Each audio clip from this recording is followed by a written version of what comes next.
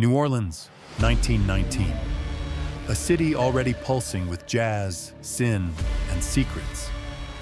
But one night, the music couldn't drown out the sound of an axe splitting skulls. A faceless figure slipped through back doors, leaving families butchered in their beds, and not a single item stolen. Only blood and fear. Then, a letter appeared, from hell itself. At 12:25 next Tuesday, I will pass over your city, and every home without jazz will get the axe. That night, New Orleans played for its life. Most of the Axeman's victims were humble Italian immigrants, grocers, bakers, families just trying to survive in a city that barely wanted them there. Take Joseph and Catherine Maggio, owners of a small corner grocery, newly married, building their life one penny at a time. Or Rose and Charles Cortemilia, who sold fruit and canned goods to their neighbors in Gretna, raising a baby girl named Mary. They were the beating heart of their communities, the ones who opened early, trusted their neighbors, and slept with their doors unlocked. Until one night, someone decided that was a mistake. May 23rd, 1918. The night New Orleans first met the Axemen. Joseph and Catherine Maggio were found in their bed, throats slit so deeply Catherine was nearly decapitated. A bloody straight razor, one belonging to Joseph's brother, lay discarded nearby. The killer had crawled through a panel carved neatly out of the back door. He changed into clean clothes before vanishing. No money taken, no fingerprints. Just an empty house echoing with silence, and the sound of blood dripping to the floor. The police latched onto the first thing they could find. Joseph's brother, Andrew Maggio. After all, it was his razor. But Andrew was drunk that night, asleep just rooms away. He swore he heard nothing. The police released him. And just like that, the Axeman slipped back into the shadows, ready to strike again.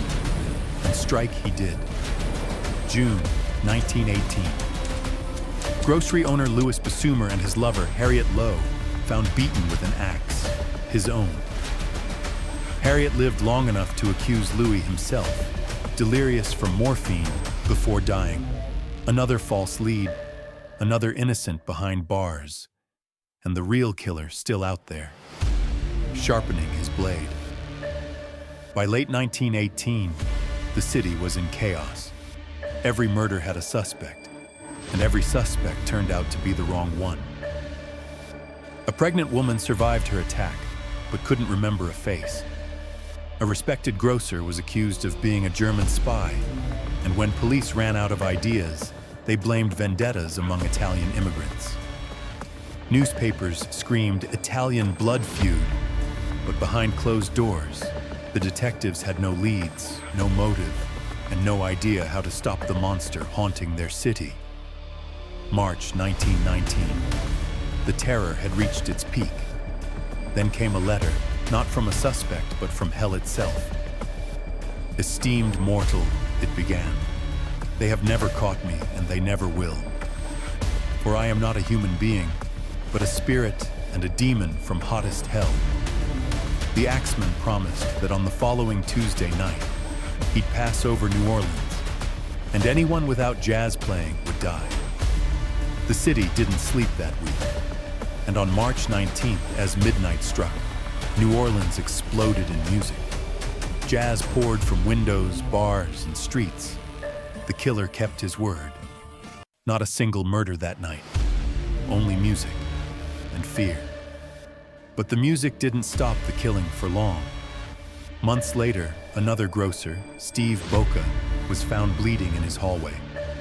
Then Sarah Lauman, 19, beaten unconscious in her bed. And finally, Mike Pepitone, struck 18 times with a heavy bolt used for circus tents. His wife swore she saw two figures fleeing into the night. Two killers? An imitator? Or just one demon who'd finally found a way to vanish forever? By 1920, the Axeman of New Orleans simply vanished. No arrests, no confessions, no more letters. Chief Inspector Mooney resigned, admitting failure. Some said the killer died.